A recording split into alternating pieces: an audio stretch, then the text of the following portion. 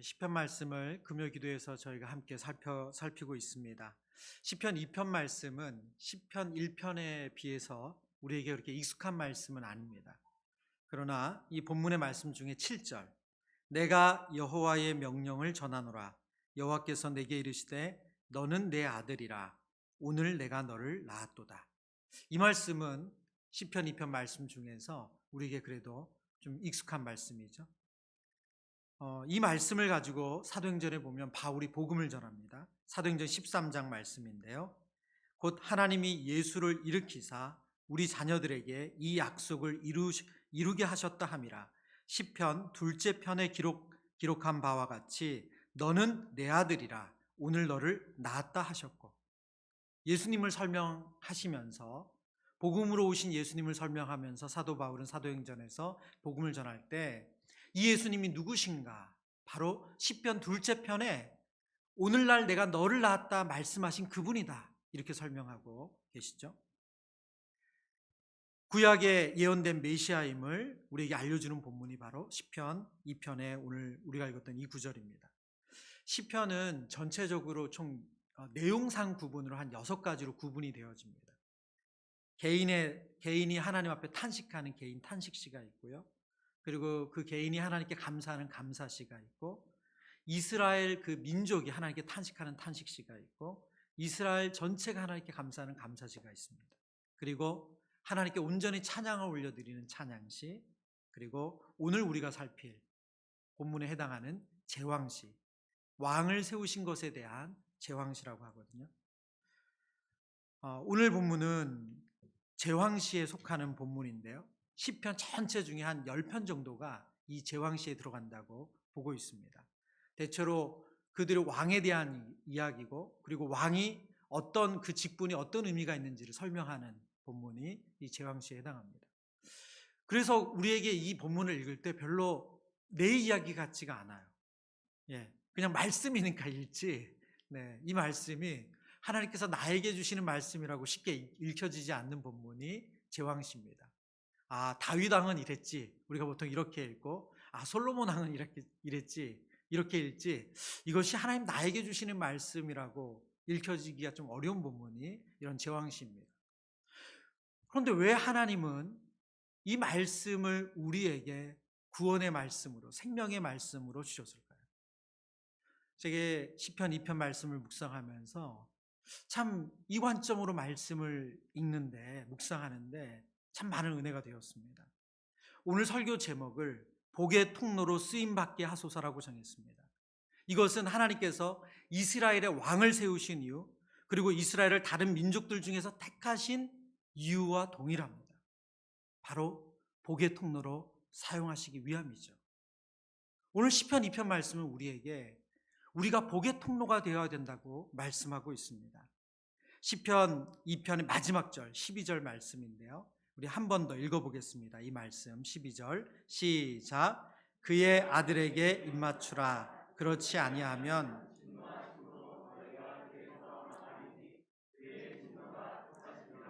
여호와께 피하는 모든 사람은 다 복이 있도다. 아멘. 제가 좀 강조했죠. 여호와께 피하는 모든 사람은 다 복이 있도다. 여호와께 피하는 모든 사람은 다 복이 있도다.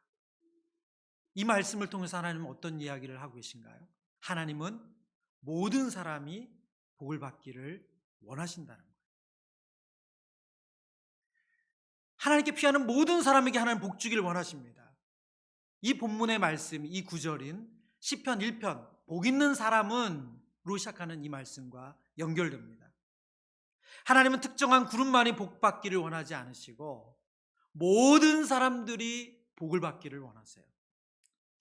근데 간혹 우리 성도님들 가운데 보면 좀 이렇게 구분지어서 생각하시는 분들이 계시더라고요. 그게 뭐냐면, 하나님을 예배하고 하나님을 경배하는 사람들은 하나님이 복 주시고 사랑하시고, 하나님을 예배하지 않고 하나님을 경배하지 않은 사람들은 하나님이 복 주기를 원하지 않으신다.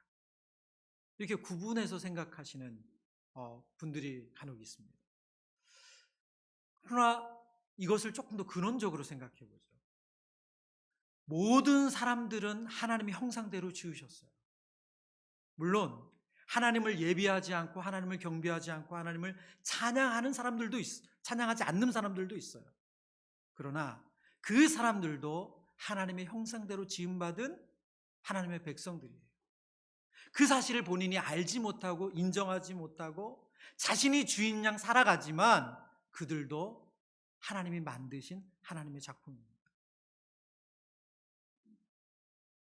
하나님은 이 땅에 하나님의 형상대로 지은 모든 사람들이 온전히 하나님의 백성으로 살다가 하나님께서 예비하신 그 영원한 나라를 누리기를 원하세요. 이것을 조금 더 적극적으로 설명한다면 하나님께서 우리에게 복을 주시는 이유는 우리를 통해서 그 많은 사람들이, 모든 사람들이 복이신 하나님께 인도받기를 원하신다는 거예요. 그러니까 복이신 하나님을 경험한 우리가 진정 하나님을 복으로 누리고 있다면 마땅히 이 복을 세상으로 흘려보내는 것은 너무나도 자연스러운 일이죠.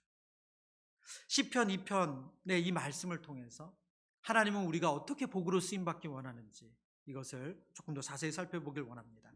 복의 통로로 쓰임받는다는 것은 첫 번째는 유일한 왕이신 예수 그리스도를 영접하는 것입니다. 여러분 시편 1편을 읽다가 바로 2편을 읽잖아요. 분위기가 너무너무 다릅니다. 1편은 복 있는 사람은 그러면서 시절을 쫓아 과실을 맺으며 열매를 맺고 그 잎사귀가 마르지 아니한 같고, 이 본문 어떻게 보면 이런 시죠. 목가적인 시라고 하잖아요. 상당히 언어 자체도 아름답고 따뜻합니다. 그런데 시편 2편으로 오면 분위기가 완전히 달라요.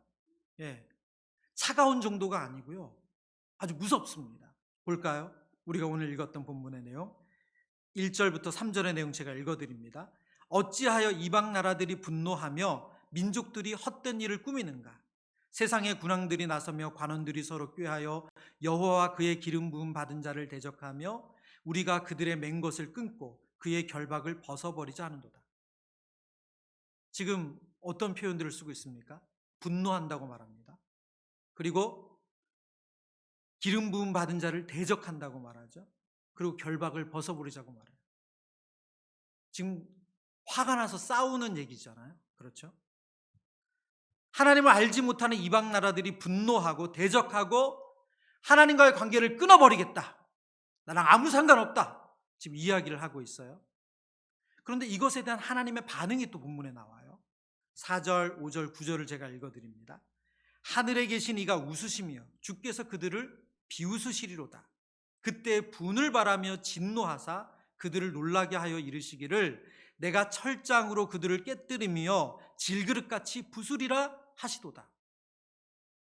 하나님을 알지 못하는 이방 나라와 군왕들과 재판관들이 화를 내면서 대적하고 그리고 어떻게든 해보겠다고 막 덤비는 이런 것들은 하나님 모르니까 그럴 수 있지.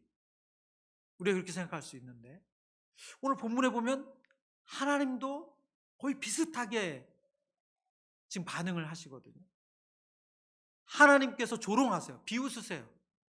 그리고 하나님께서 진노하신다고 하시고 하나님께서 그들을 깨뜨리시는데 질그릇처럼 완전히 산상조각 내겠다 이 말씀을 하시는 거죠.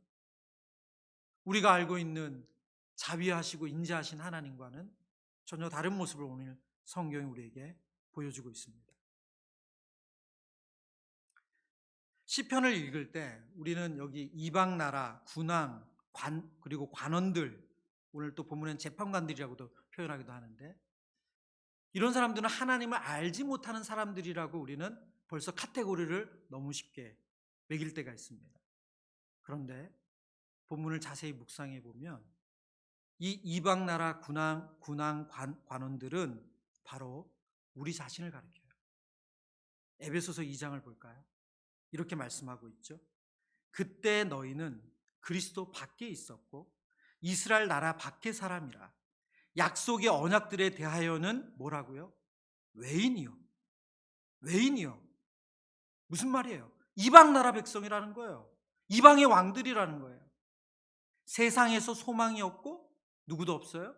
하나님도 없는 자리예요. 에베소 성도들을 향해서 지금 바울이 말하는 거예요. 너희들이 어땠는지 아느냐? 너희는 외인이었다. 너희는 하나님 없는 자였다. 오늘 시편 2편에 나와 있는 이방 나라 그리고 군왕들, 관원들은 우리가 알고 있는 누군가가 아니라 바로 우리 자신을 말하고 있습니다. 죄가 주인된 상태, 죄가 다스리는 상태의 우리의 모습을 오늘 성경은 이방 나라고 이방의 군왕들이고 재판관들이다 라고 말씀하고 있는 거죠. 제가 말씀을 묵상하는데 제가 이런 저에게 이것이 아주 그대로 보여졌던 모습이었던 때가 생각이 났어요. 이방 나라 군왕들처럼 하나님께 분노하고 대적하고 이런 그런 모습이었던 제의 그런 때가 생각이 났어요. 한 달 반 전 됐을까요? 이제 분리개척 시작하기 전에 이찬수 목사님하고 단둘이 이렇게 커피를 한 잔 마시는 시간이 있었어요. 그때 이제 이런저런 목사님 이제 얼마 안 납뒀으니까 덕담을 하셨죠. 우리 조은 목사는 뭐 오랫동안 이렇게 했으니까 잘할 거고 뭐 이런 좋은 얘기를 많이 하셨어요. 그러시면서 그래도 14년 전에 처음 왔을 때는 사람이 화가 난 것 같았는데 이제는 잔잔한 호수 같아. 뭐 이러면서 이렇게 아름답게 마무리를 지으셨어요. 그런데 처음 사역을 시작했을 때 제가 화가 난 것 같았다는 그 말씀에 제가 너무 동의가 됐어요. 왜 그러냐면 저는 그때 정말 하나님께 화가 나 있었거든요. 정말 제가 원하고 바라던 일이 있었어요. 유학을 준비하고 있었는데 유학이 안 됐어요. 그걸로 인해서 참 난처한 일들이 여러 가지 생겼는데 제 마음에 그것으로 인한 분노, 낙심, 기도할 때면 늘 마음에 이런 거죠. 하나님 제가 어떻게 사역했는데, 하나님 제가 어떤 마음으로 제가 충성했는데 어떻게 저한테 이럴 수가 있어요? 아니 그러면 그 입학 허가서가 안 나오게 하시던지 왜 그건 나오게 해가지고 비행기 티켓은 사게 하시고 왜 전셋집은 빼게 하시고 정말 그 마음에 제 안에 화가 있었어요. 분노하는 거죠. 대적하는 거죠. 이런 마음이 있었어요. 여러분 오늘 본문의 이방 나라 관원들, 군왕들은 다른 누군가가 아니라 하나님이 주인이 아니고 죄가 우리를 다스리는 그 상태를 말한다. 오늘 성경은 그렇게 우리에게 알려줍니다. 근데 앞서 설명드린 것처럼 놀랍게도 하나님은 그들에게 하나님도 화를 내세요. 똑같이 화를 내세요. 비웃으시고 분노하시고 부숴버리겠다 이렇게 말씀하세요. 왜 하나님도 똑같이 반응하실까요? 정말 그 군왕들을 향해서 하시는 건가요? 그 대상이 중요합니다.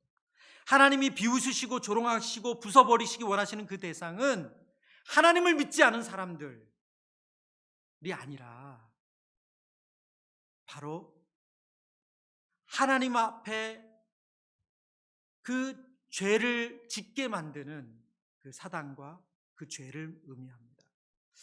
여기에서 사실은 많은 분들이 좀 오해를, 특히 성경 구약 성경을 읽다 보면 오해를 하는 대목들이 있어요. 하나님이 화를 내시고 원수를 깨뜨리시고 부수시고 그리고 실제로 구약의 역사를 보면 그런 일들이 있잖아요. 거기서 하나님은 정말 무서운 분이시고 하나님 사랑 많으시다 이것에 대해서 동의가 잘 안 되는 거죠. 그래서 어떤 분들은 이렇게 말씀하세요.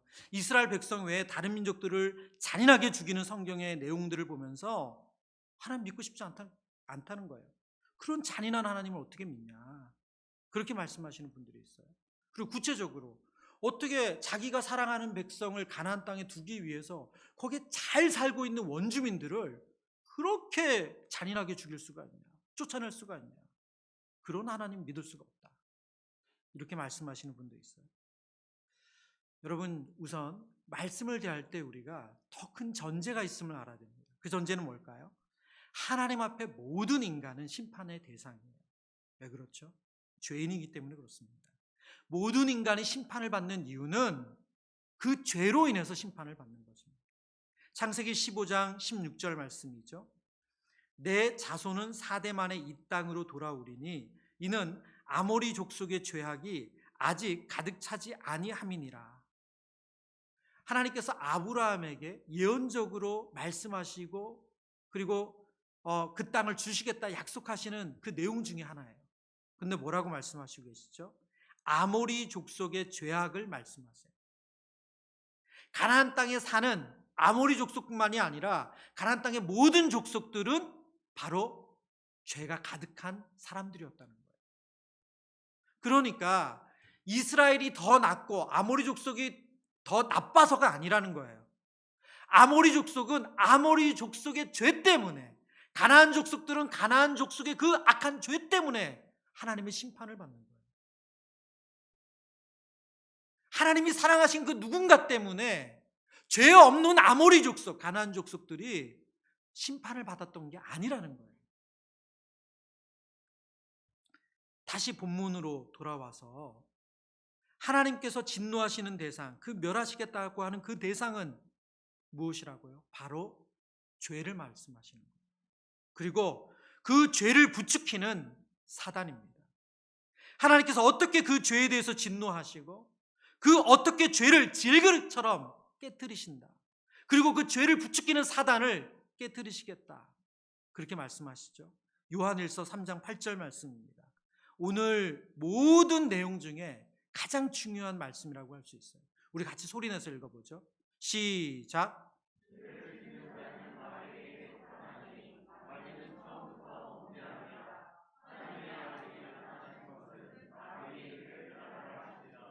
아멘.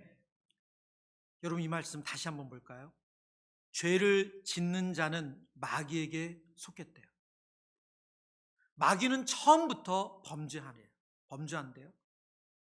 그리고 이어서 뭐라고 말씀하시죠? 하나님의 아들이 나타나신 것은 무엇을 멸하시려고요? 마귀의 일을 멸하시려고요. 마귀의 일이 뭐예요? 죄짓게 하는 거죠. 죄로 인해서 사망에 이르게 하는 거죠. 예수님이 왜 오셨다고요?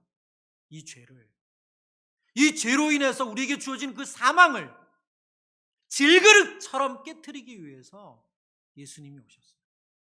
하나님께서 내가 가만두지 않겠어, 진노하시고 분노하시고 내가 질그릇처럼 깨트릴 거야 하시는 그 대상이 뭐죠? 바로 죄를 부추기는 사단이에요. 하나님께서 죄 가운데 있는 인간을 멸하시는 게 목적이 아니에요. 오늘 왜 하나님이 화가 나셨죠? 우리를 멸망으로 이끄는 그 죄 때문에 화가 나셨어요. 왜 하나님께서 가만두지 않겠다고, 질그릇처럼 깨뜨리겠다고 말씀하시죠? 하나님을 사랑하는 그 백성들이 죄로 인해서 멸망으로 향하고 있기 때문에, 그래서 그 원수 사단을 깨뜨리겠다고 말씀하시는 거예요. 그래서 결론적으로 12절이 나옵니다. 12절, 그 아들에게 입맞추라. 그렇지 아니하면 진노하심으로 너희가 길에서 망하리니 그의 진노가 급하심이라. 여호와께 피하는 모든 사람은 다 복이 있도다. 그의 아들이 누구이십니까? 예수 그리스도. 영원한 왕으로 오신 예수 그리스도. 그의 아들에게 입맞춘다는 것은 뭐죠? 예수님을 영접하는 거예요. 예수님을 받아들이는 거예요. 예수님을 받아들이면 어떤 일이 일어납니까? 바로 멸망으로 향하지 않고 진노가 사라지고, 그래서 그 복이 임하죠. 요한복음 14장 6절 말씀입니다. 예수께서 이르시되 내가 곧 길이요 진리요 생명이니 나로 말미암지 않고는 아버지께로 올 자가 없느니라. 아멘. 예수님이 아니고서는 복이신 하나님께로 갈 길이 없습니다. 그래서 예수님만이 길이고 진리고 생명이세요. 여러분, 우리가 복의 통로로 쓰인다는 것, 하나님께서 우리를 복의 통로로 쓰겠다는 것, 그것의 첫 번째가 뭐죠? 예수 그리스도만이 우리의 유일한 왕이시다. 그 예수 그리스도를 영접하는 거예요. 복의 통로로 쓰임받는 두 번째는 유일한 왕이신 예수 그리스도를 전하는 것입니다. 너무나도 당연한 결론이죠. 10절 11절 말씀 볼까요? 그런즉 군왕들아 너희는 지혜를 얻으며 세상의 재판관들아 너희는 교훈을 받을지어다. 여호와를 경외함으로 섬기며 떨며 즐거워할지어다. 여전히 자신이 왕이고 자신이 재판관인 사람들을 향해서 하나님께서 안타깝게 말씀하시는 거죠. 지혜를 얻고 교훈을 받으라. 이 지혜와 교훈은 예수 그리스도를 말씀하시죠. 복음이신. 그럼 어떻게 그 지혜를 얻고 어디서 교훈을 받을 수가 있습니까? 로마서 10장 말씀에 그런즉 그들이 믿지 아니하는 일을 어찌 부르리요 듣지도 못한 일을 어찌 믿으리요 전파하는 자가 없이 어찌 들으리요 보내심을 받지 아니하였으면 어찌 전파하리요 기록된 바 아름답도다 좋은 소식을 전하는 자들의 발이여 함과 같으니라. 한 번 더 읽어볼까요? 그런즉 그들이 믿지 아니하는 일을 어찌 부르리요 듣지도 못한 일을 어찌 믿으리요 전파하는 자가 없이 어찌 들으리요. 여러분, 우리가 복의 통로로 쓰인다는 것은 이 복음을 전하는 거예요. 죄로 가득한 인생 가운데 찾아오셔서 그 죄로부터 자유케 하신 그 은혜와 사랑을 전하는 거죠. 전하지 않는데 어찌 듣겠어요? 어떻게 듣겠어요? 어떻게 알겠어요? 저는 6살 때 교회를 갔다는 저의 출생의 비밀을 말씀드렸습니다. 그런데 누구도 저를 전도하지는 않았어요. 그럼 오늘 이 로마서 말씀이 안 맞잖아요. 그렇죠. 전하는 이가 없는데 어찌 제가. 그 비밀이 뭐냐면 저랑 늘 그 집에서 놀던 친구가 있었는데 이 친구가 단 하루만 항상 집에 없어요. 예상하셨지만 그날이 주일이에요. 그 집이 늘 넓고 좋고 그래서 늘 장난감도 많고 그 집 가서 놀았는데 찾으면 꼭 없어요. 그래서 그 집에 다행히 누가 계셨어요. 그래서 어디 갔냐고 그랬더니 교회를 갔다는 거예요.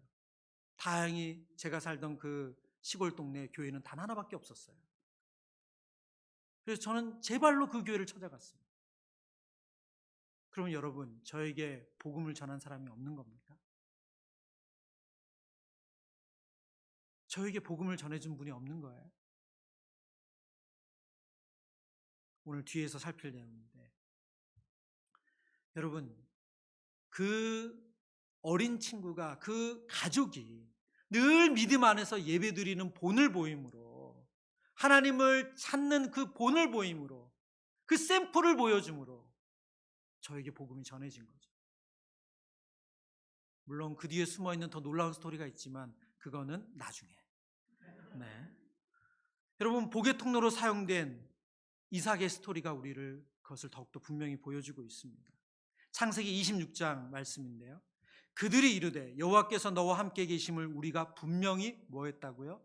보았으므로 우리의 사이 곧 우리와 너 사이에 맹세하여 너와 계약을 맺으리라 말하였노라. 너는 우리를 해하지 말라. 이는 우리가 너를 범하지 아니하고 선한 일만 내게 행하여 내가 평안히 가게 하였음이니라. 이제 너는 여호와께 복을 받은 자니라. 여러분, 이삭의 스토리를 통해서 우리는 그 복음의 통로가 된다는 것, 복의 통로가 된다는 게 무엇인지를 우리가 알 수 있습니다. 근데 여러분, 이 말씀의 배경을 보면 하나님께서 우리에게 주시는 메시지가 아주 강력해요. 지금 이삭이 그랄 왕과 그 다음에 그랄 왕이 같이 온 아우삿 그리고 군대 장관 비골이 찾아와서 지금 이 내용을 하는 거거든요. 평화협정을 맺자. 너를 보니 너는 하나님께서 복 준 사람이다. 우리 잘 지내자. 다시는 해하지 말자. 화친주약을 맺자고 하는 거예요. 근데 이 배경이 언제냐? 바로 이삭이 그랄 땅에 살 때 하나님께서 복을 주셔서 농사가 100배나 잘 됐다고 성경에 기록되어 있어요. 100배. 그리고 거부가 됐대요. 근데 여러분, 그 일로 인해서 이삭이 이웃 주민들에게 그랄 사람들에게 박수를 받았냐? 아니요. 미움을 받았어요. 그래서 어쩔 수 없이 자기가 다 일궈놓은 터전을 떠나서 장소로 옮깁니다. 그리고 아버지 아브라함이 팠던 우물이 있는 곳, 그곳을 다시 메워졌던 것을 파가지고 거기서 또 정착을 해요. 그런데 웬걸요? 또 그랄 사람들이 와서 그 우물을 메워버려요. 못 살게 하는 거죠. 또 옮겨요. 이런 식으로 이삭이 4번이나 큰 이주를 합니다. 그리고 더 이상 와서 그랄 사람들이 괴롭히지 않고 쫓아내지 않는 그곳이 르호봇이었어요. 더 이상 다툼이 없다. 그래서 이름이 르호봇이에요. 그곳에 도착하고 나서 그 이후에 그랄 왕과 군대 장관과 아우삿이 찾아와서 이 메시지를 줍니다. 여러분, 저는 이 메시지가 말씀을 준비하는 저에게 너무나도 강력하게 하나님 도전이 됐어요. 여러분, 우리가 이 밤에 하나님의 은혜를 구하고 하나님의 도우심을 구하고 기도할 때 우리가 구하는 복이 정말 뭐였는지에 대한 진지한 질문이 생기더라고요. 여러분, 이삭이 하나님이 주셔서 큰 거부가 된 것, 재산이 많아진 것, 그것 때문에 그랄 왕이 찾아온 게 아니에요. 우리는 이런 기도 많이 하잖아요. 하나님, 믿지 않는 가족들에게 하나님 계시다는 거 보여주세요. 그러니까 저 이번에 하나님 복 주셔서 꼭 직장 들어가게 해주세요. 꼭 우리 아이 그 집보다 좋은 대학 들어가서 하나님이 도우신다는 거 보여주세요. 여러분, 우리 이런 마음으로 얼마나 많이 기도했나요? 정말 하나님이 복이신 것을 구하며 기도한 거예요? 아니면 하나님이 그 선물처럼 주셨던 그것을 우리가 복인 줄 알고 기도한 거예요? 이삭에게 그랄 왕과 그 사람들이 찾아와서 너를 보니 분명히 하나님이 너와 함께 계시다라고 말씀할 그때는 100배의 복을 받고 거부가 돼서 떵떵거릴 때가 아니라는 거예요. 그곳에서 도망가가지고 더 이상 쫓아오지 않을 그때, 그럼에도 불구하고 하나님 의지해서 믿음으로 살아가는 그때, 그걸 보고 그랄람과 아우삿과 비골이 찾아와서 이렇게 말한 거예요.